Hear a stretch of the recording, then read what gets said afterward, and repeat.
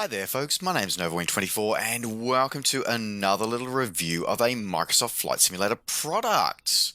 So today we are having a look at the next in the product line of releases from Just Flight as they continue their creation of the PA28 family with their release of the Turbo Arrow 3 and 4. So first off, before we get started, I do want to say a huge thank you to the team at Just Flight for providing me with the review copy of this add-on today. As I said, we're going to be taking it for doing our usual format review here. We're going to be taking it for flight. We're going to be checking out the exteriors, the interiors, taking it out for a flight and giving our thoughts. So let's jump into it as we're doing here, having a look at the external model here. So this is the interesting thing about this one is that the release of this pack, you actually get two aircraft in this pack. And now they are, of course, they are very, very much related, as much as the whole family of aircraft is actually related. So you get the Turbo Arrow 3 and the Turbo Arrow 4. Now, this particular one that we're circling around at the moment is the Turbo Arrow 4, distinguishable by the T-tail at the back there. But the Arrow 3 was actually the first version of the Cherokee or the PA28 family that was actually turbocharged. So it was fairly fairly prominent in its sort of history with its in the line, and the lessons learned from that were carried over into the Turbo Arrow 4 because the Turbo Arrow 4 was sort of like essentially was like a refreshing of the design to give the T-tail, which was a popular feature of a mid-1970s aircraft coming out at the time. Now, what's interesting though is that instead of just being like we'll just give you a diff, like as some less scrupulous developers might do, where they just give you a different external model. Just Flight actually not only do they give us a different external model and internal model, they also give you different flight handling characteristics as well. So the aircraft does actually handle slightly differently. I mean, I'll be honest, I don't know how to really describe it, but it definitely does. The pitch change definitely does feel different going between the two airframes. So we've previously covered off sort of one of the PA28 series here on the channel, so that's why I wanted to take the T-tail variant out for a spin today. Now, in terms of the model, you've got our usual sort of high quality that we see from the team at Just Flight with full PBR texturing, full 4K texture with PBR support. A beautiful, highly detailed model as well coming throughout the aircraft with beautiful like internal and external details just cover it off everywhere as well. One of the things that was also great to see with the release, they actually released this as an update to the earlier Arrow, but it was also kind of included as standard on this one, is the fact that you can actually set your own registration now. They only give you one of the liveries that it comes with can be set your own registration, but it is nice to see that Just Fly have embraced the uniqueness that everybody would like to be able to do with create their own registrations for the flight here. All right, so as I said, in terms of the externals, as I said, pretty standard. Very, as I said, very, very similar to what we've seen previously. So in that way, it is kind of, I'm not gonna say Back to the Future, but it is sort of things that we've seen before. Like we've seen this quality before. We've seen the detail, the rivets, everything there. So we've got this beautiful quality coming in here from Just Flight. So with that, let's probably jump into the offers. I'll probably actually sort of do a show here. I don't know if I showed them off last time, but they does support these tie downs and chocks as well. Now, what's cool about this that I figured out during the testing of this aircraft before the review was that these chocks and tie downs actually work. So if you actually leave them enabled, which we'll show in the EFB in a second, but if you leave them enabled and then try and taxi, you can't. So that was a kind of a cool little feature that it's one of those little things that, I mean, a lot of times things like this are just purely cosmetic, but in this sim, Just Flight's actually gone, no, they're not cosmetic, they're actually real, they actually have value to that one. All right, so now that we've had a look at this beautiful external model here, let's jump into the office and have a look and see how that looks. Alrighty, folks, so here we are in the office of the PA28R-201T. Just a random side note.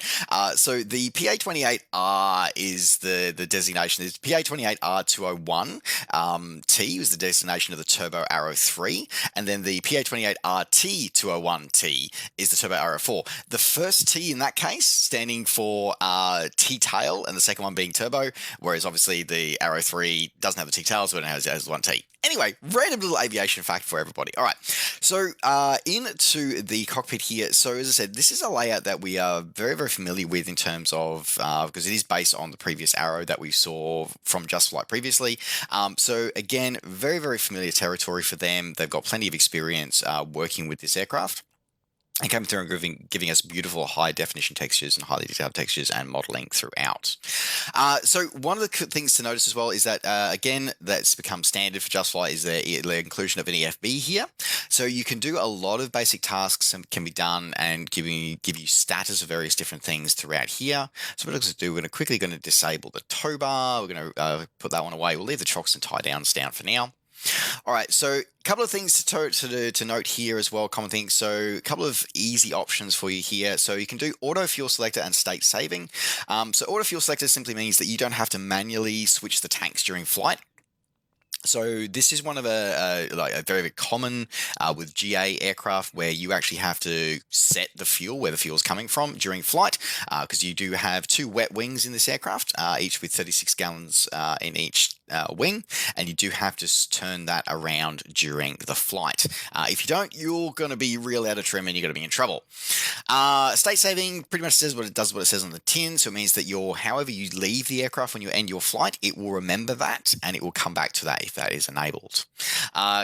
Co-pilot disabled, we're going to talk about that when we're in flight, actually, because that's important. All right, beyond that, yokes, whether or not the yokes are visible, doors, whether they're open or not.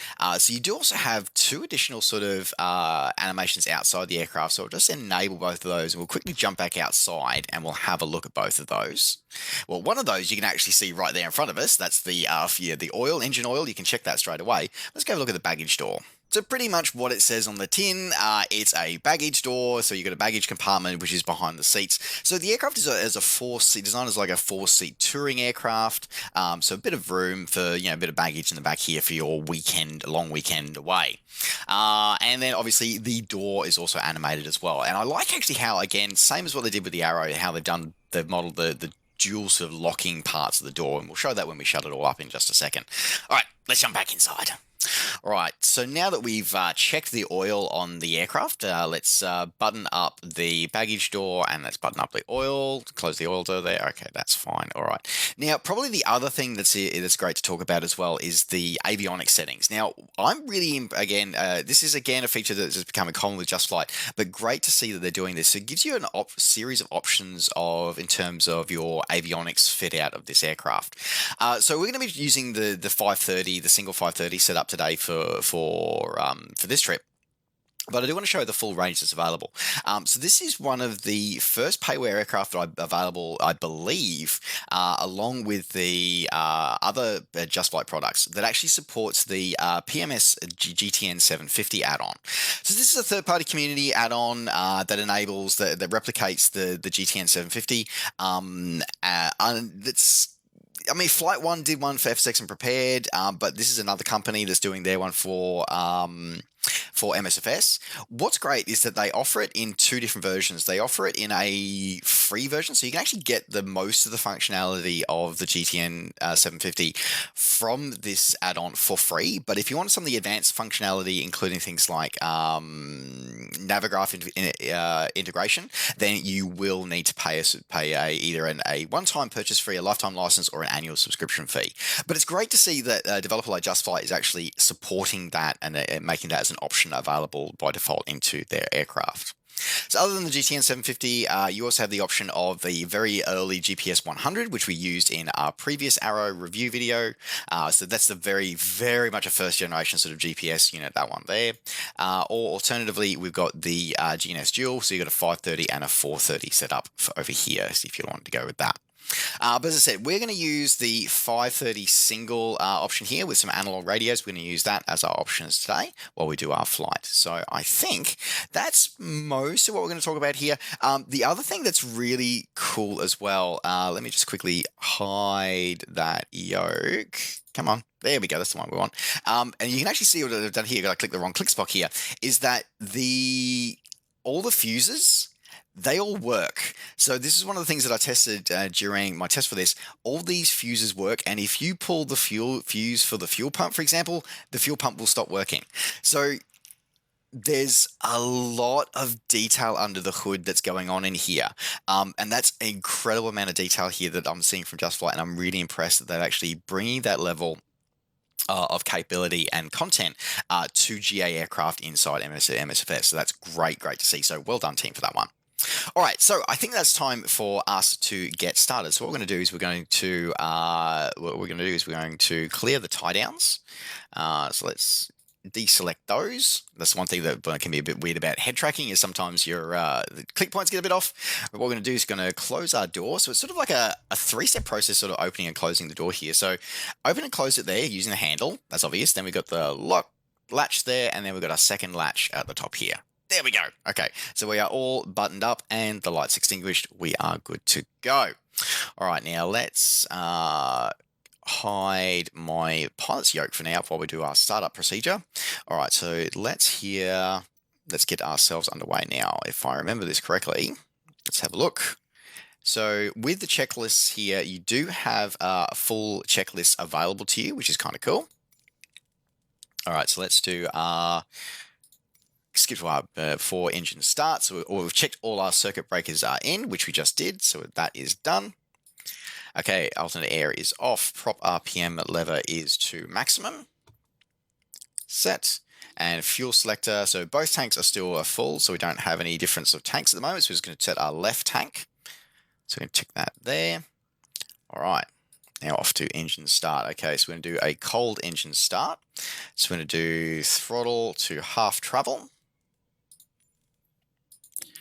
Okay, battery is on.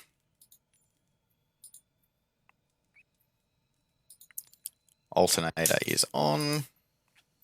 Beacon on. Nav on.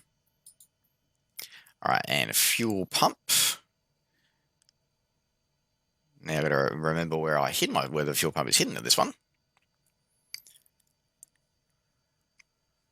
That would be this one here. So we're going to go to low. Okay, fuel. Okay, mixture rich. Flow peaks. Clear prop. And go ignition.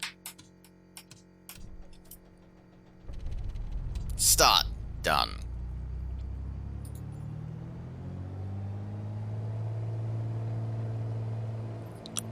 Start successful.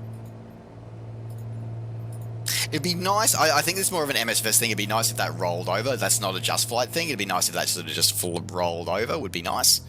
Okay, magnetos. Okay, so let's check our magnetos. Left. Right.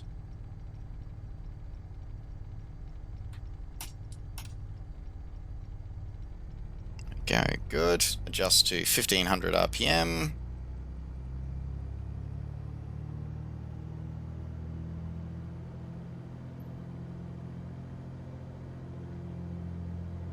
I'm going to throttle it back down a little bit further.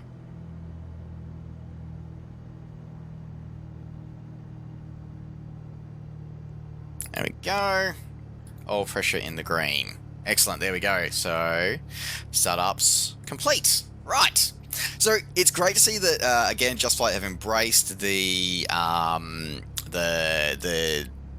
full the checklist philosophy, and great to see them actually giving us a highly detailed checklist now as well. All right, so I think we have just about pretty much good. So what we're going to do is we can turn our fuel pump off now. So we've got our oxygen fuel pump is off now. That's good. Now, this is something that is also really cool that I want to highlight here. So this little amber light here, so auto extension is off. So we're going to leave that off for now, but that is it's actually modeled correctly. And that's the auto extension it's set up down here for the landing gear. And again, they've actually modeled the system so it works. So essentially, if you were someone that had forgotten to extend your landing gear and you're on short final, you've got prop below your RPMs below a certain level, and you've got flaps, everything extended ready for landing, but you've forgotten the gear, it'll auto drop the gear for you. Really smart system for this one. All right, so I think we are ready for our taxi now. So we're going to put our lights on. Everything is good. All right, so it's time for us to taxi. Now, of course, as I said before, we got to remember this because the chocks are still engaged. So that's why we're not moving at the moment, even though I've got the throttles up. So what I'm going to do is I'm going to put my brakes down. We're going to release the parking brake, and we're going to go get the chocks removed. So even if I had the parking brake off, by the way, it wouldn't have moved. All right, and it's time for us to taxi out.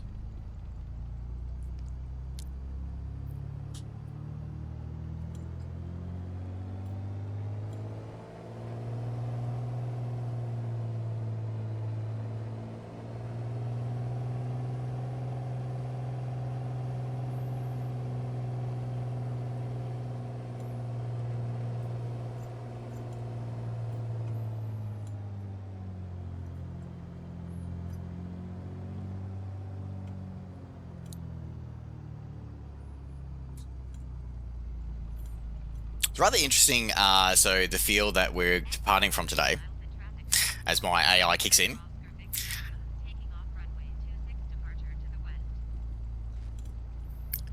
is that our wonderful AI here has given us the option.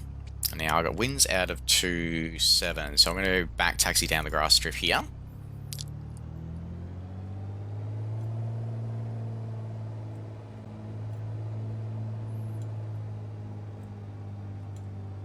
So we're going to taxi down the strip here. Yeah, so what we're actually also doing today is we're also going to be flying the sort of one of the sample flight plans that's provided by Just Flight to show off some of the instrument navigation features of this aircraft as we fly along as well. So let's taxi on down. Now, a couple of other basic features as we continue to taxi here. Again, things that we're going to be fairly common to is that if you're wanting to, your little switch here that controls whether or not it's the CDI is coming from Nav1, your Nav1 radios or GPS. Also, because we're running the 530 today, we're also able to simply click the CDI button there, and that also automatically slaves the switch as well to the same point.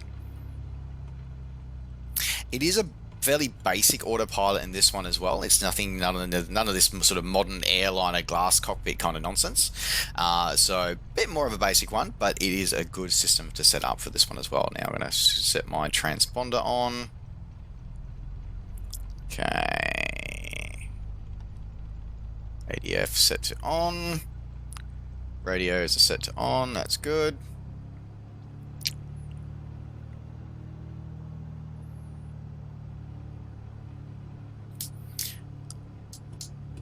Flaps 1 for takeoff.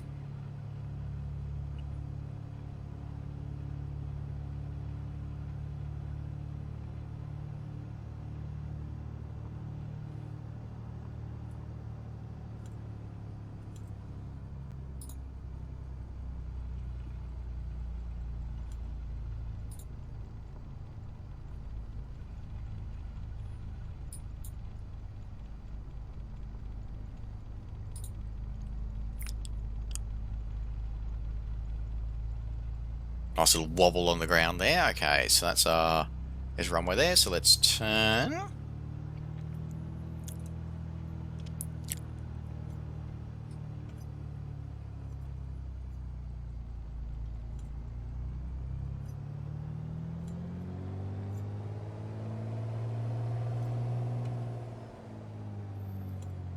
Okay.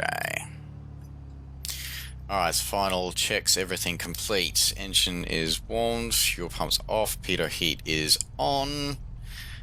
Calls, everything is looking good. Okay, I think that makes us ready for our departure.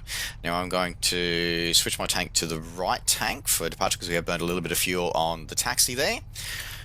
So fullest tank for takeoff. Alright.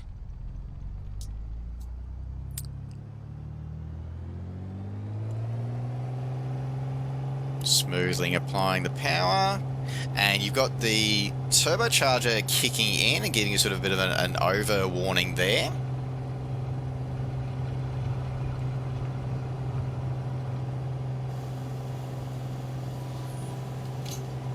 Gear traveling.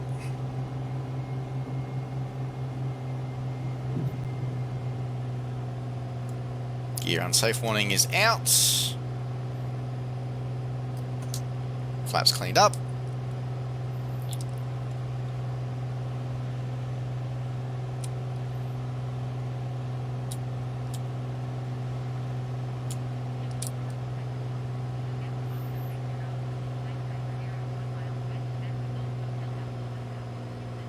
Okay, bring back the power.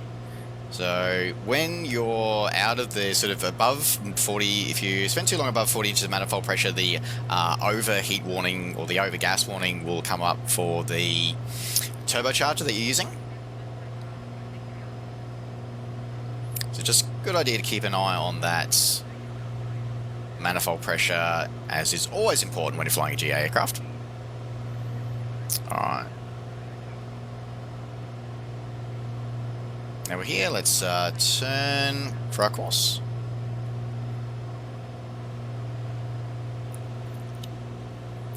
It's very smooth, and you can tell, having flown the Arrow previously from Just Flight, with obviously this is what, again, it's part of the same family, you get the feeling of the extra power from the turbocharged aircraft. Like, ostensibly it's got the same, it's similar power ratings, but you can feel the extra power that the turbocharger gives you. It's just one of those things that you feel the power, but it's just interesting that it is something that you can do and you can get the sensation of, which is one of those cool things about this sim, that it does give you that sensation.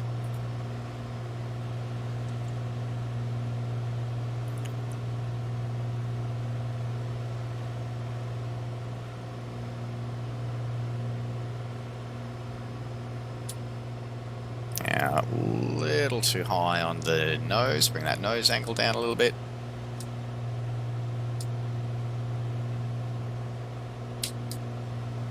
Now, because of the power, she does have a little bit of a tendency to pull a little bit to the left, so you can watch that. But a little bit of rudder trim will help correct that straight away with no problems at all. Now, I'm just going to pull that map out a little bit. There we go.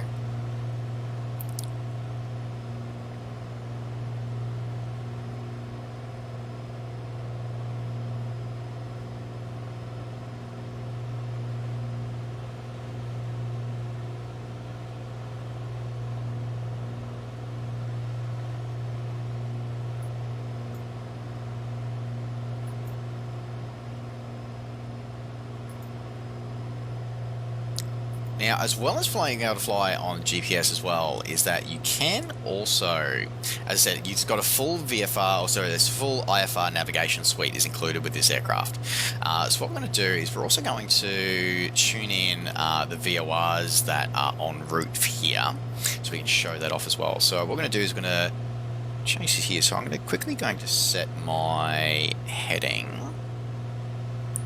So my heading bug.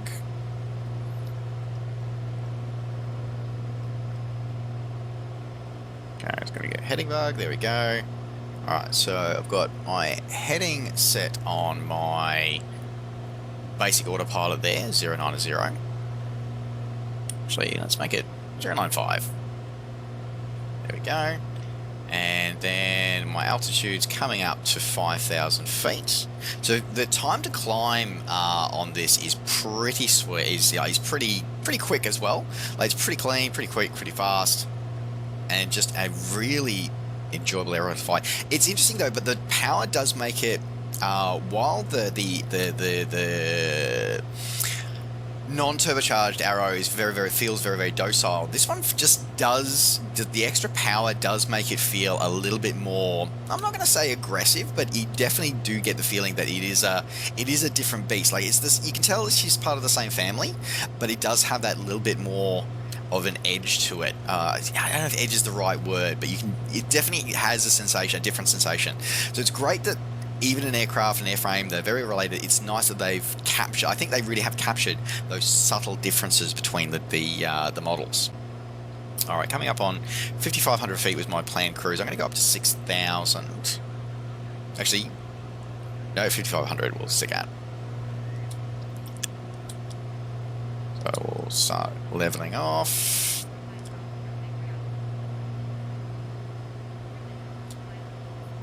Alright, and we're going to go Alright, heading on, and we're going to go AP on. Now, the AP will actually hold a heading, but it won't actually do an altitude hold, so you do have to trim out for your altitude. So that's something just that you're aware of. So if you're used to sort of just punching into like a glass autopilot system and just going, hey, take me to 5,000 feet and I'm good to go, that will not work on this aircraft. You still have control over your altitude, so you trim it out as required. So I'm just doing a little bit of trim at the moment to adjust my altitude, targeting to sort of stick around my 5,500 feet here. All right, so while we've locked onto my heading hold at the moment, let's program our radios. So the first radio we're going to be talking to is 113.35. So let's grab this here. So we're going to push our CV button there to radio. So 113.35. There we go, and we're going to make that the active frequency.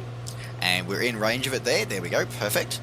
We're going to pre-program the next one as well, which is 114.75. So we'll get that prepared for our next stage as well.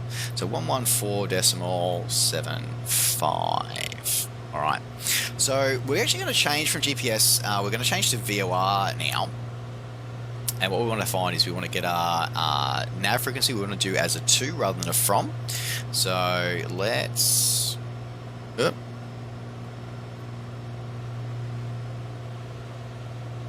I should be going that way, I think.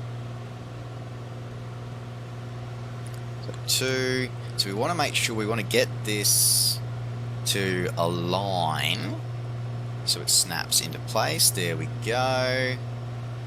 Done. Okay, so now we're going to change this one.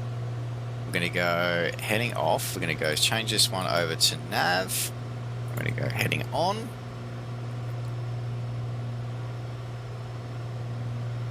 Oh, we're going to change that to Omni, sorry. There we go. And that will now grab hold of our radio, and it will now follow the VOR radial. I love old-fashioned flying like this. This is what I like. This is one of the things that this aircraft really offers a great balance of. And again, some of the default MSFS aircraft offer this as well. But it's great having that sort of stand between the two. Now, something important that I just realised that's flashing at me to remind me of is the auto extension of the landing gear here. So we're going to quickly check this down here. So this is our emergency gear actuation system down here.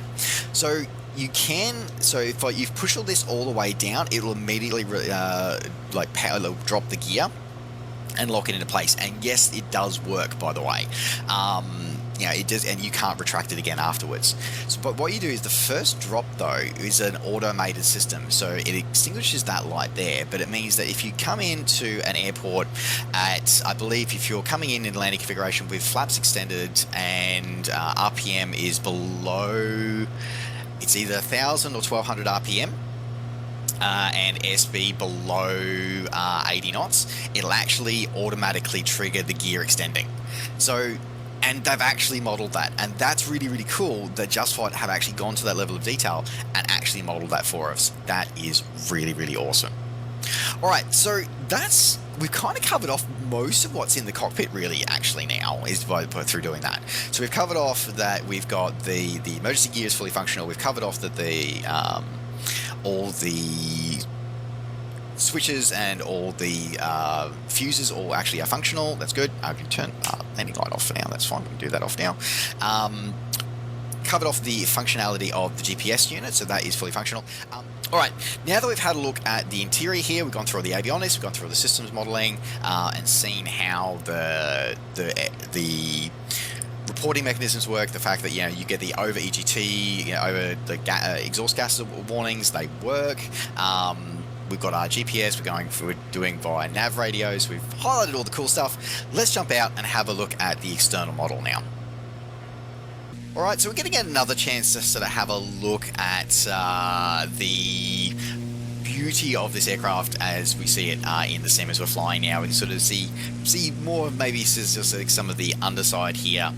But again, I mean, there's not really much to report really. It's a highly detailed model that we've come to expect from Just Flight. Just Flight do really high quality models, and as we saw from sort of setting up the cockpit interior is done really, really well as well. Series of liveries included, I believe it is 5 for each of the variants of the Turbo Arrow 3 and 4, plus you also get an option for your own registration for each one as well, which is the one that I am flying here today. Full PBR support with full 4K texture support throughout. Again, can't fault the model, can't fault the textures, I really can't. Full paint kit supplied as well for those who are interested. So, yeah, it does what it says in the tin. I can't fault it. Like I can't fault it because Just Flight continue to make some great work. Now, probably the one thing though that I will fault, and this is something that I highlighted in the Arrow video as well, is the co-pilot setup. So let's have a look at that, shall we? Okay, so you've got the pilot model here. It's great, you got a pilot model, that's awesome. But unfortunately, it is not the Asobo pilot model. Let me just quickly change that camera. So as we can see, it is not the Asobo pilot model. It's similar, but it's not the same. Let's jump back inside for a second. So the one thing they did do is that they removed it so that the co-pilot no longer appears next to you, which it did previously. But if we jump out to the outside view, the model that it calls is actually the pilot model is the one that it calls. So this is my pilot avatar that I have set normally rather than my co-pilot avatar. So that's look, it's not is it a problem? No, it's just a little bit of a quirk, and I'm sort of at the point where I'm going, hey, Just Flight, can we just use, like, obviously you know how to bring in the avatars. Can we just use their avatars for your pilot model as well? Because I'll be honest, their avatars look better than yours do. Sorry, not sorry. Their avatars look better than yours do. So, yeah, that's probably one of my few gripes with this aircraft. Is that? I mean, as I said, I don't have a lot of gripes with it, but that's one of them. And if I'm picking holes in that, then you know it does pretty well. Like there's not a lot wrong with it if that's what I'm having to go to be able to stoop to find a problem with it. I also just noticed the vibration of the exhaust manifold. That's freaking cool. Sorry, that's awesome. That's beautiful detail. All right, okay. But otherwise, look, I think that the external model is highly detailed, looks awesome. Definitely the product of the team and the quality that we've come to expect from Just Flight. And great to see that they're carrying on the traditions of giving us a really high quality product for the price. They're giving us high quality product for a price.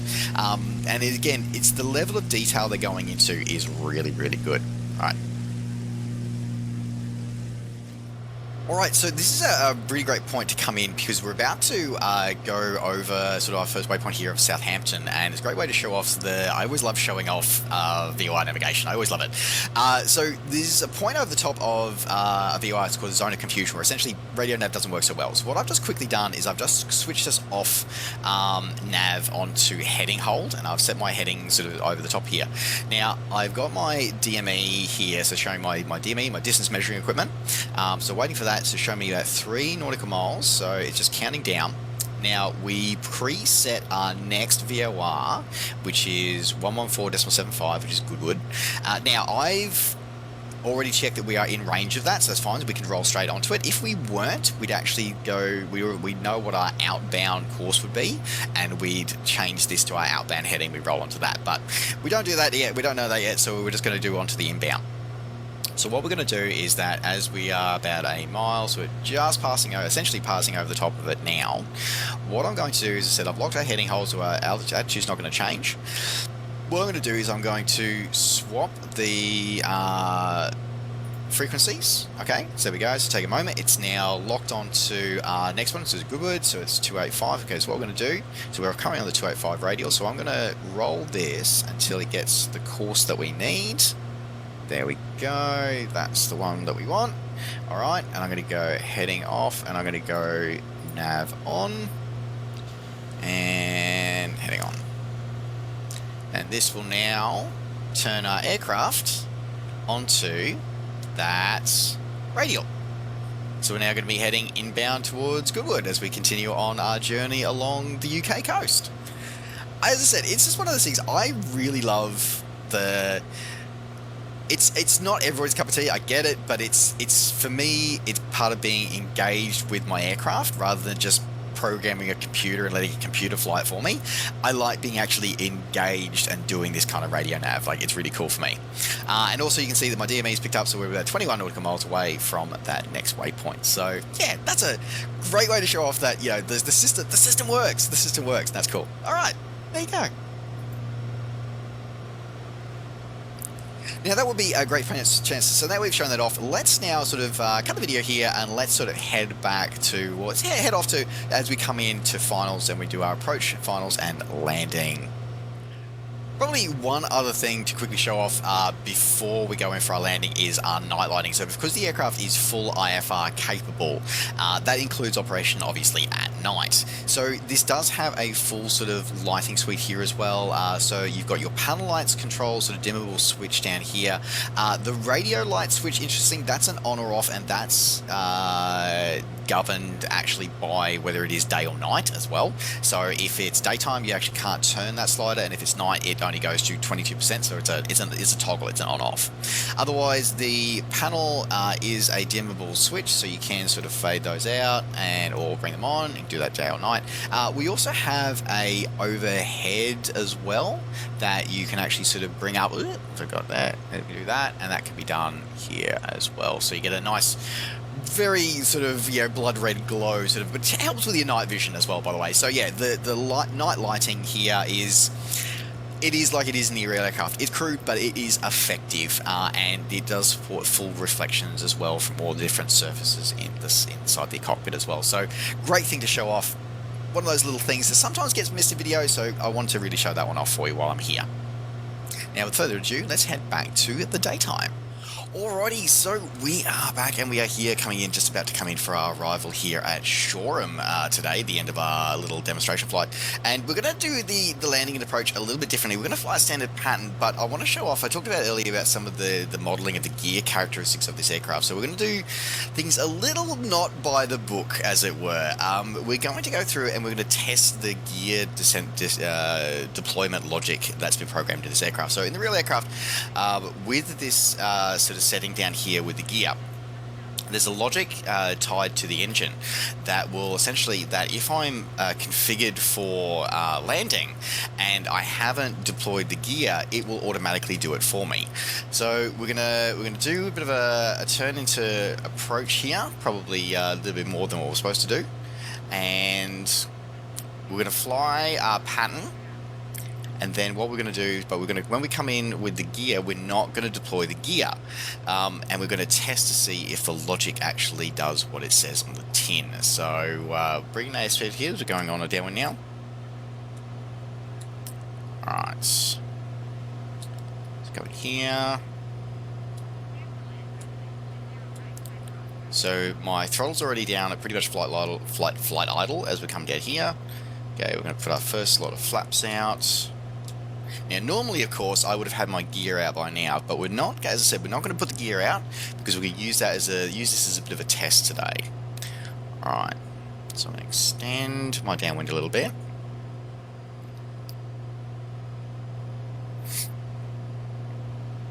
Now, everything else is configured for landing. I've got landing lights on. Mixture is full rich. Prop forward in range. All right.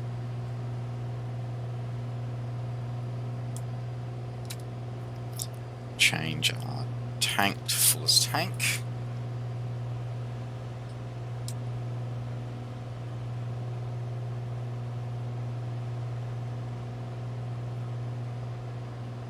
Like our base leg. Right, so that's the warning. So essentially, that's the warning tone. So the warning tone's correct. So that sort of goes off when you drop below sort of flight idle, and you haven't got the gear down. So that logic is correct. But so we want to test the actual gear extension logic. So we're gonna have that. Now you can't disable that audio, so we are going to have to deal with that all the way down to landing, unfortunately. But I want to see if it's as I said, I want to show it off because it does work. So we're going to throttle down. Okay, a little high on that slope. Second, flaps configured for landing, and there it is. You can hear the gear extending now. And we've got the reporting there, green. Now, if you push the throttle above that gate, it will retract again. So we're going to keep the throttle down. I'm going to quickly show the external view so you can see it. There we go. Now, we're going to be careful of this one. So, because what we need to do is going to make sure we go now. So, we're going to go. Now, I am going to actually lock the gear down in place this time.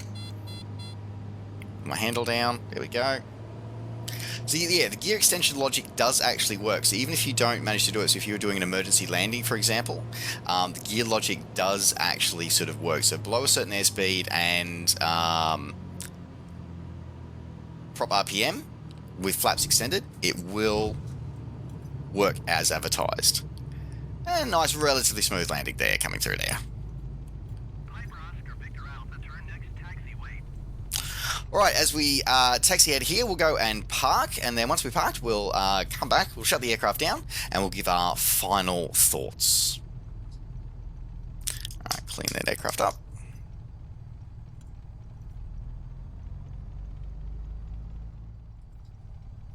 Alright, in place and shut down. So parking brake is on. Mixture cutoff. Fuel tank selector is off. Alright, strobes, navs, landing lights off, avionics buses off, battery alternator off. And mags off and beacon is off. Everything is done. Alright, okay, so let's grab our AFB and let's put the chocks and tie downs in place. And we can turn that one off again, and let's open the door. 1, 2, and open, and then let's go and have a chat. Alright, so final thoughts on the Piper PA28R-T or R201T Turbo Arrow 3 and 4 from Just Flight. So, I mean, overall, it's a great aircraft. It flies how having flown one of these IRL, it feels like it flies how it should fly. Modeled with the optional 3-bladed prop that came available with the turbocharged variants of the aircraft.